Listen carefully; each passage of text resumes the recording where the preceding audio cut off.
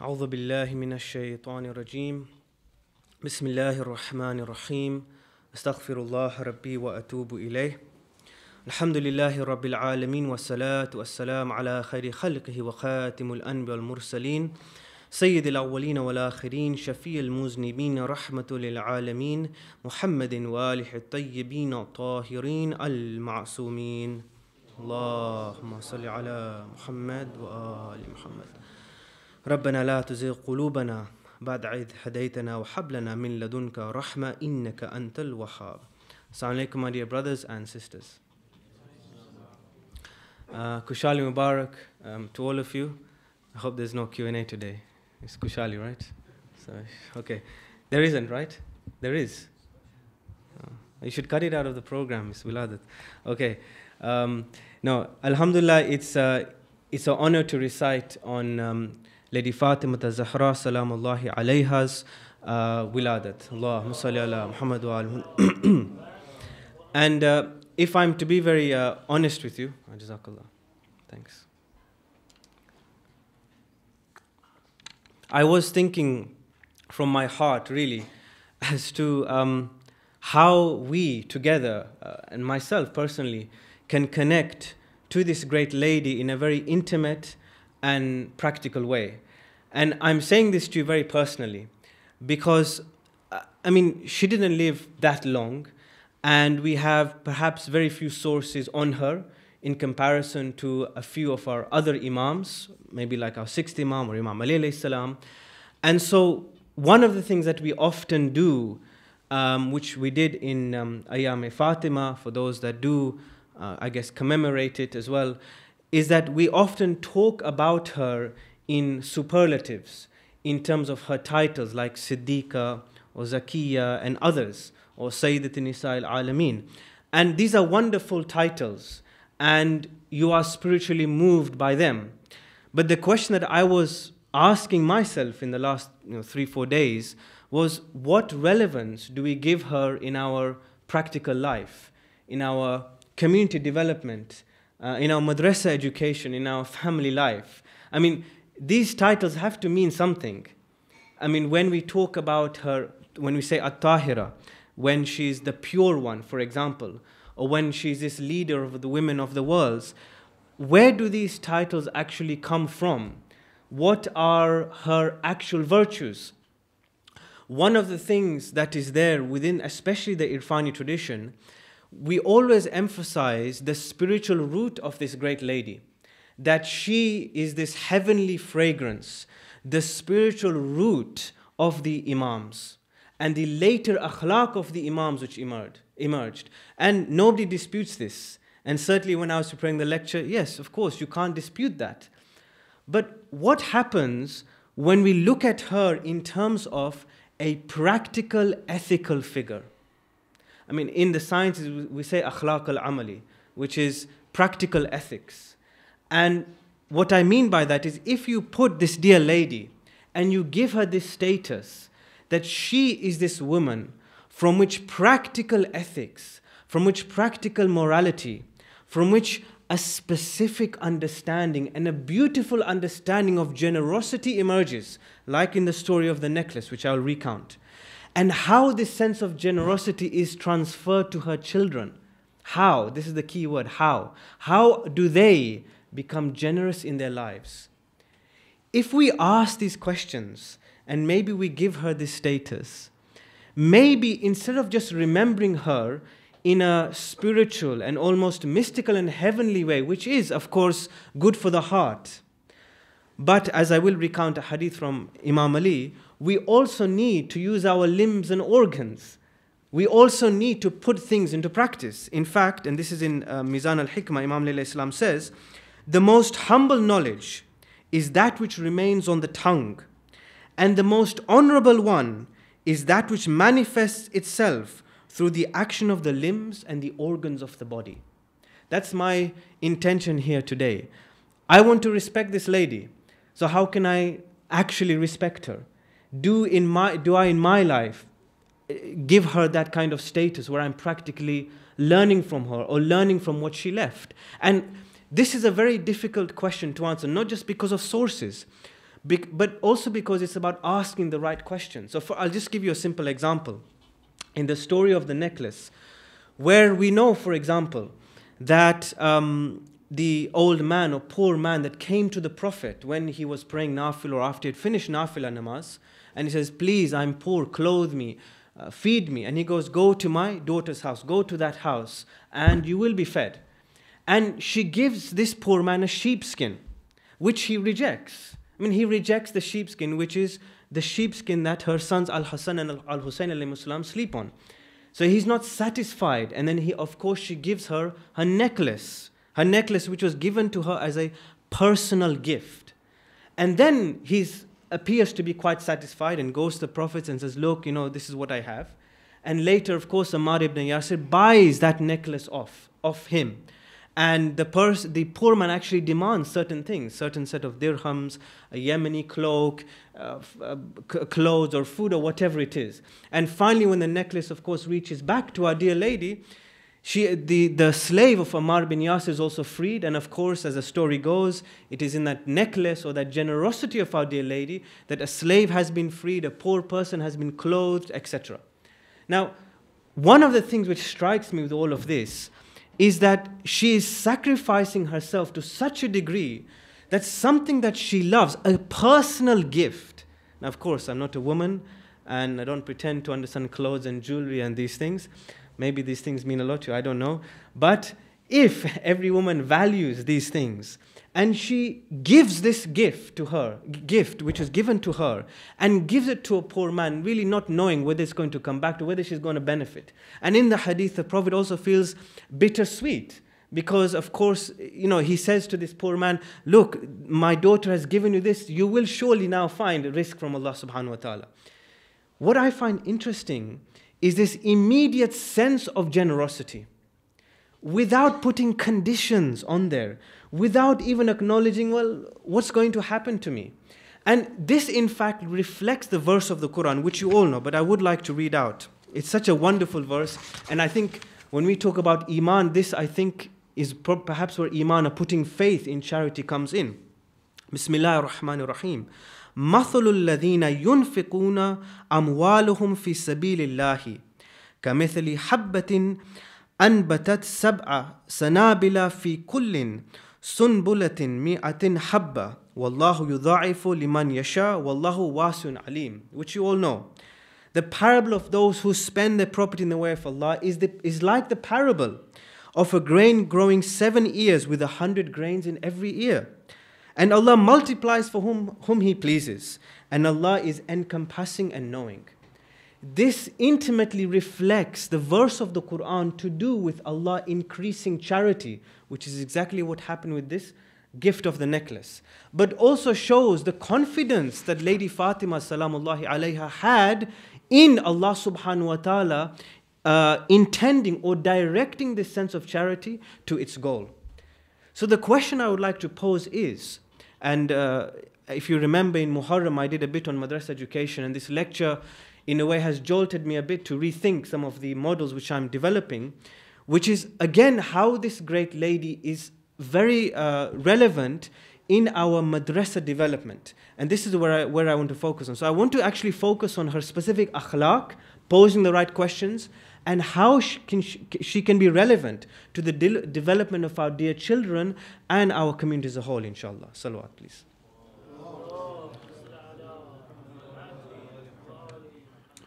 One of the most striking things, and this hadith is reported in Ayanu Shia as well as other sources, where Aisha says, of course, that I have not seen anybody more resembling the Prophet in manners, in speech, and in conduct than Fatima. And when he used to enter her house, she used to get up and kiss his hand and make him sit in her sitting place. And of course, the vice versa also happened, that when she used to enter his house, he used to get up and kiss her hand. Here, the intimate connection between a father and daughter is absolutely intriguing. Why? You find that both are reflecting virtue in each other, both. It's not just that the daughter is respecting the Prophet because the Prophet or father is in a sense of authority. The father himself, the dear Prophet of Allah subhanahu wa ta'ala, lowers himself in front of his daughter. Shows herself what is the meaning of humility in front of a woman, the particular sex or gender that was degraded in society at that time. He himself, as this great prophet, is humbling himself in front of her.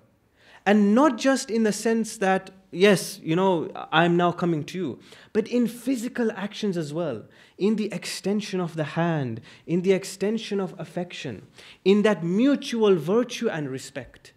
If it is anything that we are to learn from this great lady, it is how to behave with our parents. It is how the parents can learn from the child and the child can learn from the parents. And to show that intimacy and level of affection. We often point to Imam alayhi salam as having this very intimate connection with the Prophet. And that is because of many hadith. I am the city of knowledge and Ali is its gate. Fine.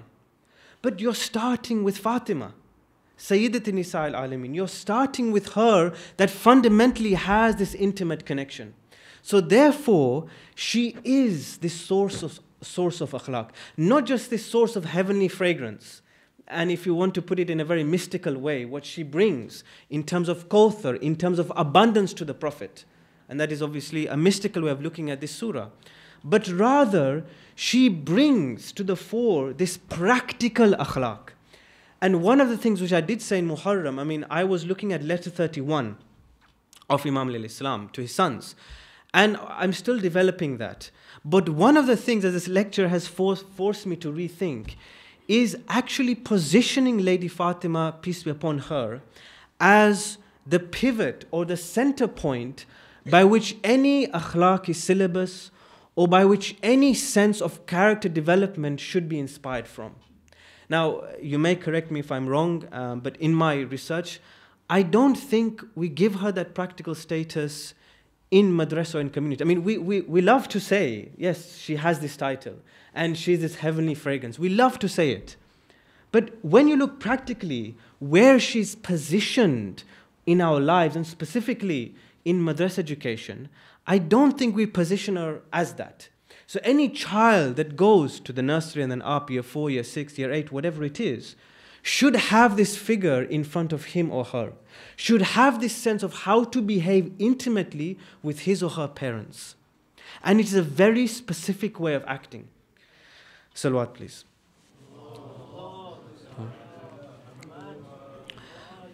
We often quote this hadith that our dear Prophet named her or named Fatima because her name and those who follow her are protected from the hellfire.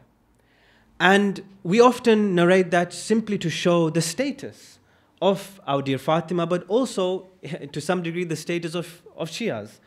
But to some degree it also doesn't make sense because of course we can say that, but whether we practically imbibe her akhlaq is another question altogether. So if I look at my life, and there are times of course when if our parents say to us things, and of course we do our best to fulfill them, but at times we may feel a sense of impatience.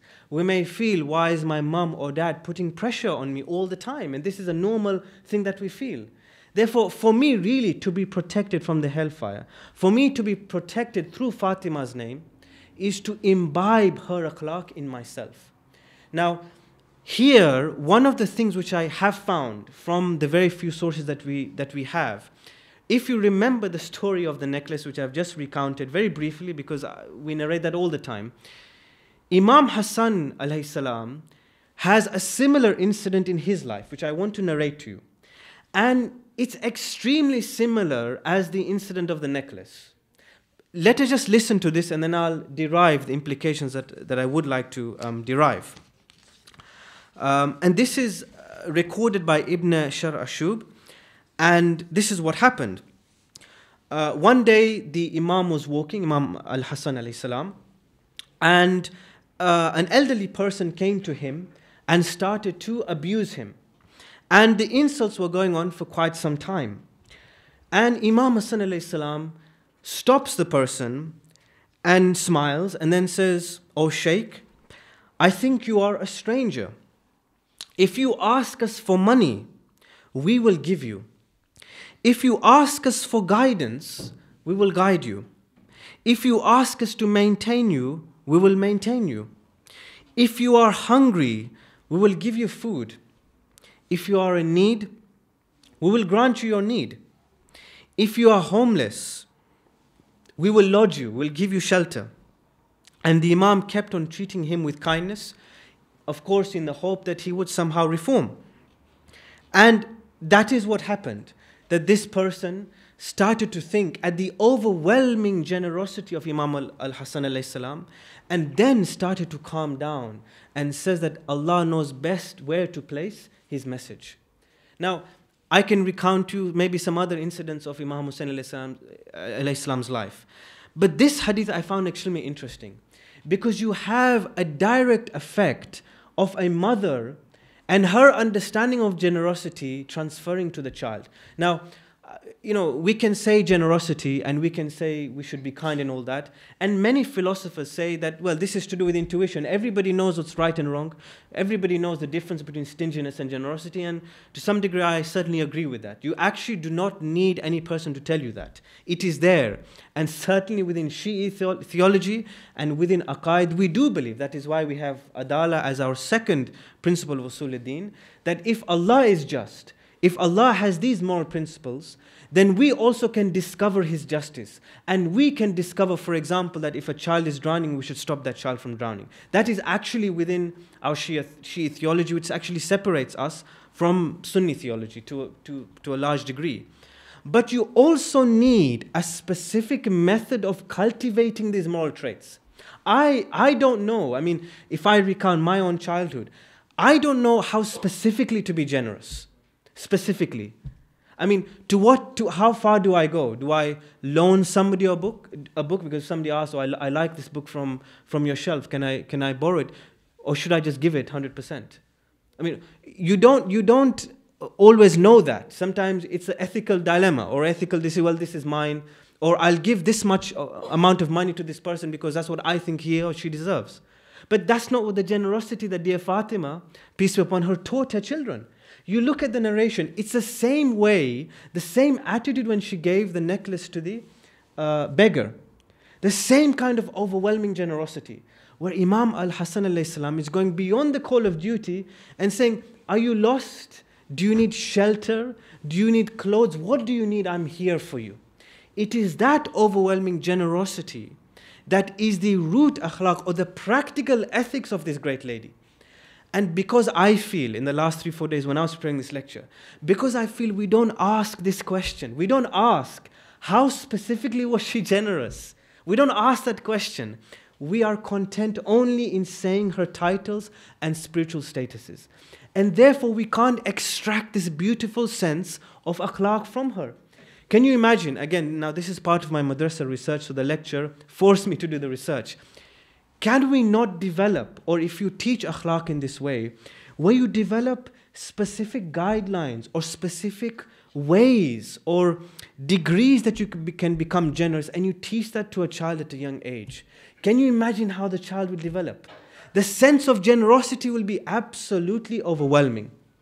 And the gift that he or she does give will be multiplied by Allah subhanahu wa ta'ala. Why? Because that child would have developed that same iman that our dear Fatima, peace be upon her, had in giving that necklace to the beggar. That in fact the child would not be attached to material goods anyway. This is my toy, this is your toy, etc., etc.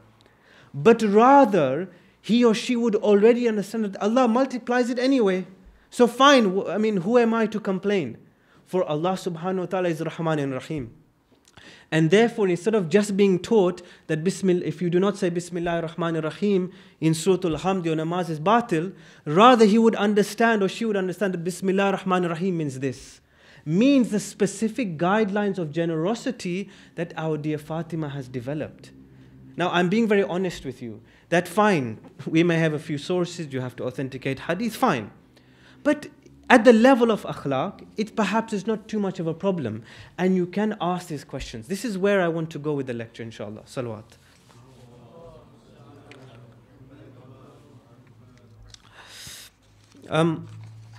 So these are my personal feelings which I'm sharing with you.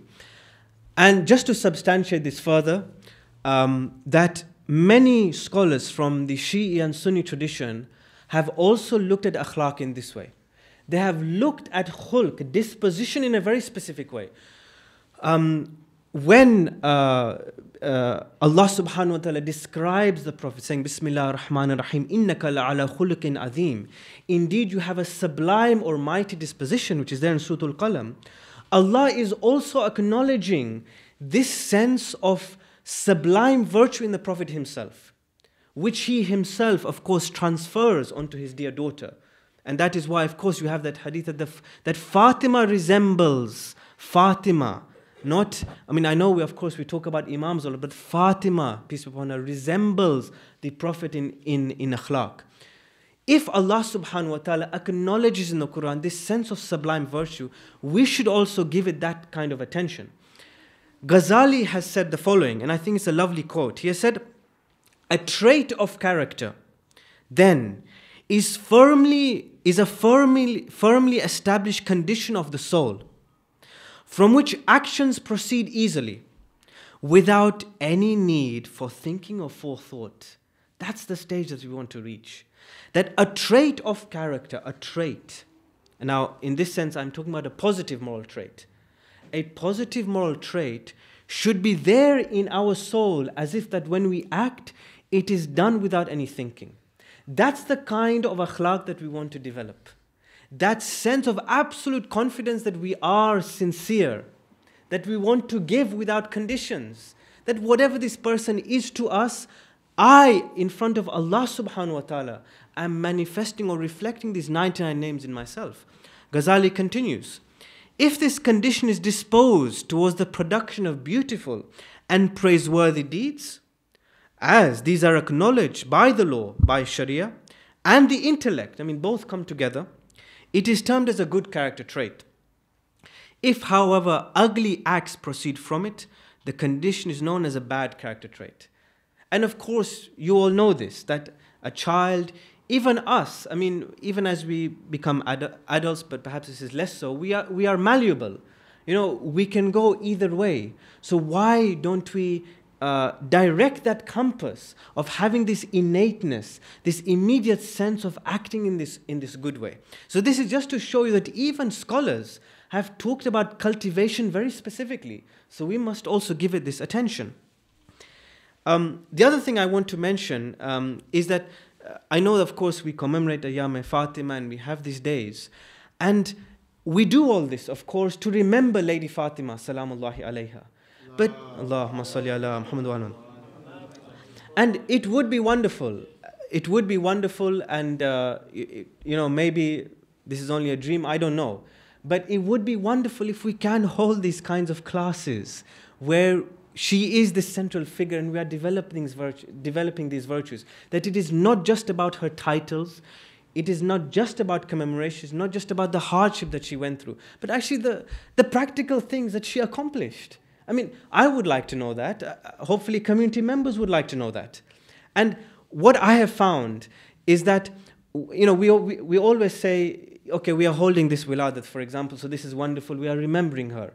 And you know, I accept that. But also at times it's a self-justifying thing, because we can do more, but perhaps we don't change our framework of learning and understanding. I want to just share with you a quote as to why this is the case, why in fact we do find it difficult maybe of asking these questions about these figures. This is a quote from Bruce Lincoln, who's basically a theorist of religion.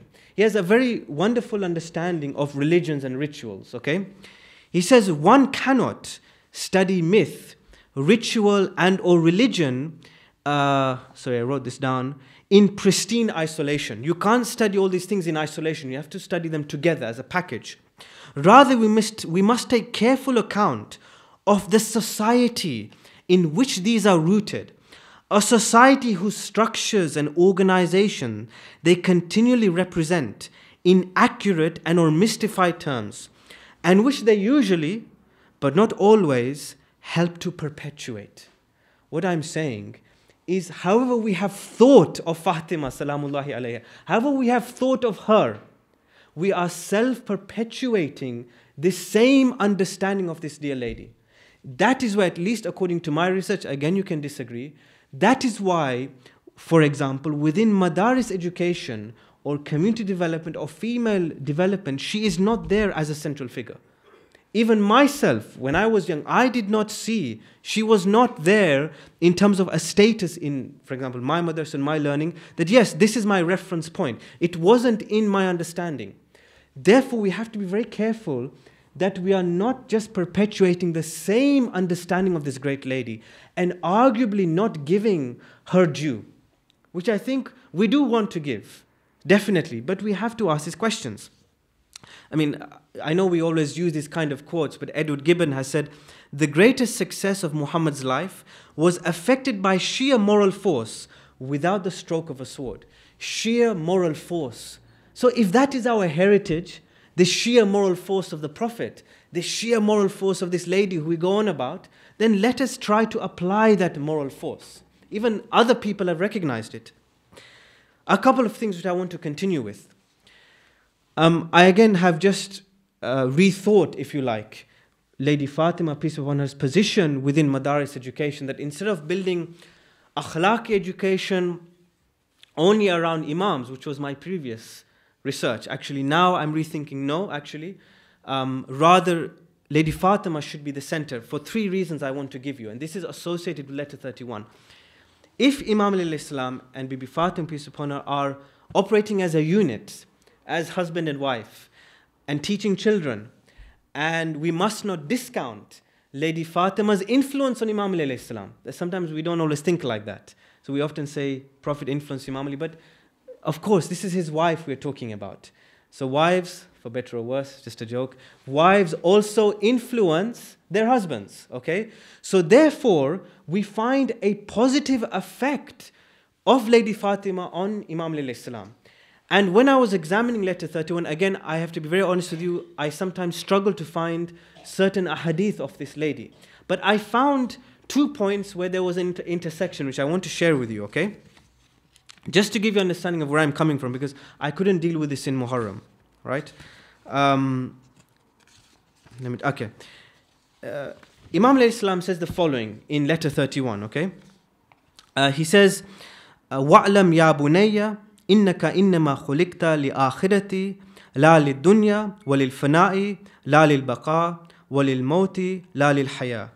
And know, O son, that indeed you have been created for the hereafter, and not for the world, for termination, not for permanency, and for death, not life. It's a very wonderful statement which I like throughout the whole letter. Imam Ali alayhi salam is advising his sons that you've been basically created for death. You've been created for the akhirah. You are going to terminate. And in Biharul Anwar, our dear lady has a supplication. O Allah subhanahu wa ta'ala, by your knowledge of the unseen and your power over creation, keep me alive, so long as you know that life is good for me. And cause me to die when death is good for me. Subhanallah. Keep me alive so long as you know that life is good for me. And cause me to die when death is good for me. I think that is what we all would like. A life that is good, actually. And a death that is good. That there's a sense that this life is wholesome.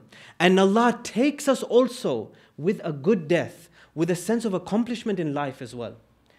These 2 similar pieces of advice, what does it tell us? It tells us that this dear lady was teaching her sons the same thing. Of course, they were teaching together. But one of the things which strikes me, and again, I don't think we teach it in madrasa, and that's why I'm saying that the akhlaqi syllabus can be built around Lady Fatema, is if you teach a child, and a teenager especially, that look, your focus should be on returning to Allah subhanahu wa ta'ala. Whatever you reap in this life, it is going to go back to God.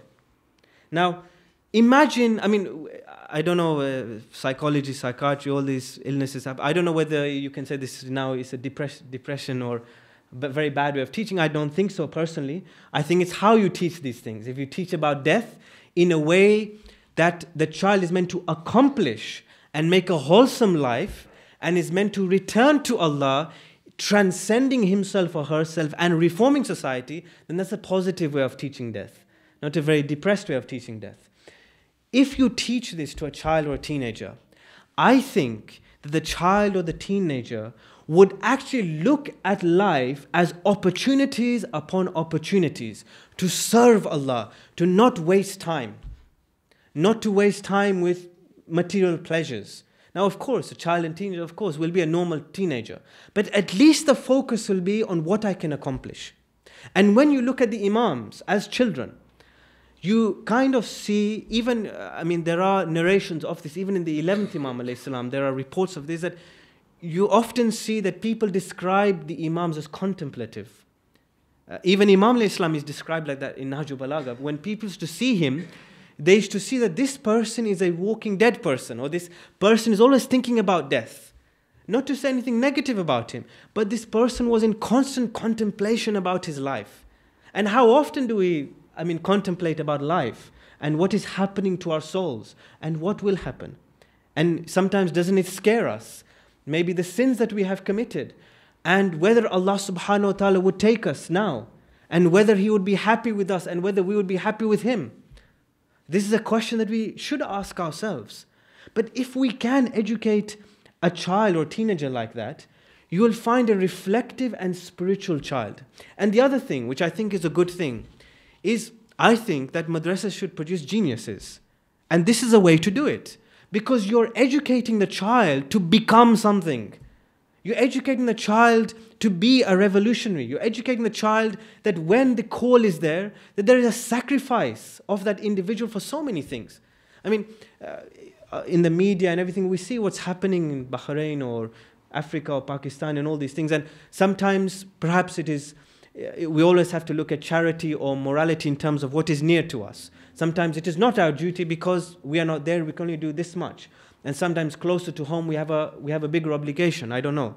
But the point is that with the ample opportunities that are presented with globalization and technology and informatization and all of these things, every individual has the power to educate themselves to an unprecedented degree. Unprecedented. Even our basic systems, which have not caught on to that, of marja'iyya, of taqleed, of even our systems of education, which have not yet talked about all these kind of reforms, still today the individual has the opportunity. And the child can become such a good thing. And there is no such thing that this is the only kind of science that we should teach in madrasa. There's so many things that we can accomplish. Therefore, if the child is taught like this, it is entirely possible to produce a number of different, Gandhis or Malcolm X's or wonderful Muslim luminaries, etc. And of course, this is a void today. How many Muslim scientists do we know? How many Muslim philosophers do we know? How many Muslim politicians do we know? Politicians that speak the truth, of course. Yes? So all of these things we would like to see. And if the madrasa education is like that, and in the short life, Lady Fatima was able to educate Imam Hassan alayhi salam like this, how much generosity was there in the child? Can you imagine? How much generosity, how much courage was there in Imam Hussain alayhi salam? If we really give Bibi Fatima her worth, then I think we should give her the station of a practical, ethical figure. Salawat, please.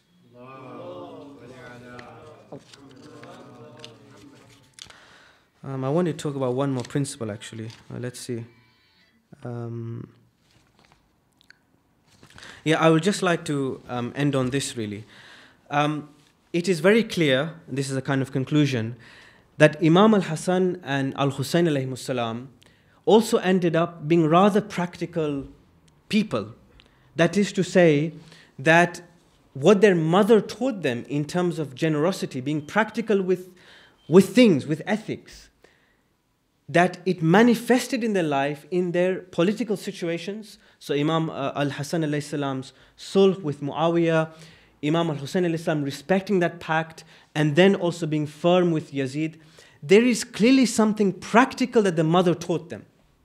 And this is the same advice that Imam alayhi salam gives to his sons. He tells his sons, وَعْلَمْ أَنَّهُ لَا خَيْرَ فِي عِلْمٍ لَا يَنْفَعُ. And know indeed, there is no goodness in knowledge which does not benefit. There's no goodness in knowledge which does not benefit. I mean, Imam Hassan Islam could have just said, I will only give this amount of generosity, or I'm busy with my studies, I'm busy with praying. But he did not say that. He put what he learned into practice. Same thing with Imam Hussain Islam. When we talk about Bibi Fatema, we talk about a practical woman that witnessed the reforms of our dear Prophet.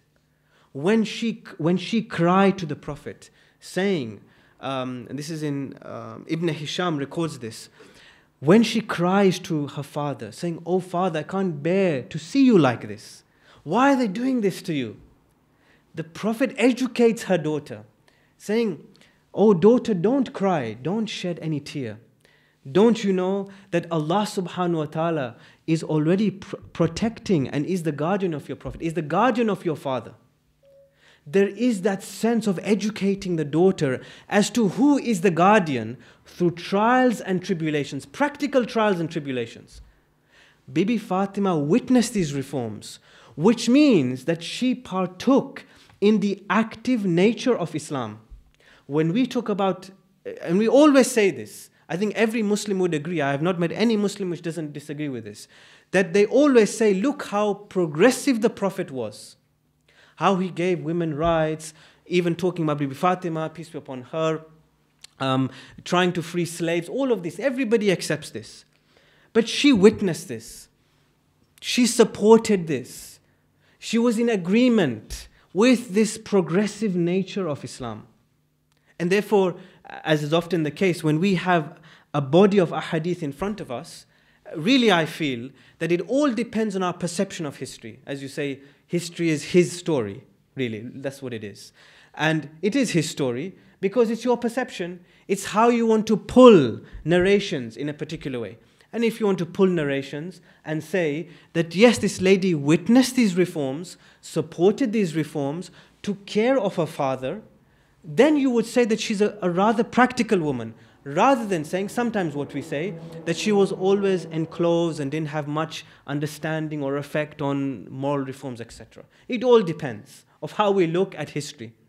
But when you look at her role in that, of Ummul Abiha, the mother of a father, and such a beautiful title actually, and you also look at the advice of a first Imam, it means any knowledge that we embark on, and any knowledge that we do teach in madrasa or to each other, has to be practical. And I've always found this question, and I'm still trying to research it. When did we have this understanding that scholars have to be scholars who only write or only teach? When did that come about? I think it's a very valid historical question. Because our Imams certainly were not like that, and they did not train their companions to be like that.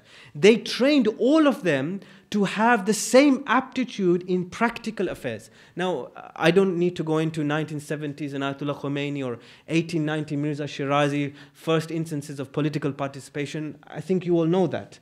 But still that debate goes on, whether a scholar should be passive or whether he should be active. But my question, I personally feel that's a very secondary debate. The primary question is, when did that division occur anyway? When did that understanding occur that a scholar has to only be secluded from society? When? Because all of these things tell us that there was a sense of balance in the Imam's life and Bibi Fatema, peace upon her, life.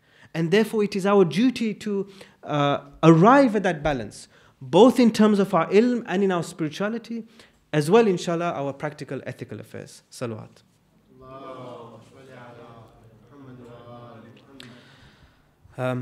Jazakallah for listening, and I pray to Allah subhanahu wa ta'ala that whatever small I have said, inshallah, has honored this great lady and has given us some food for thought. So I open it up to any questions, inshallah. We have 5 minutes for questions and answers. Anything from the lady side?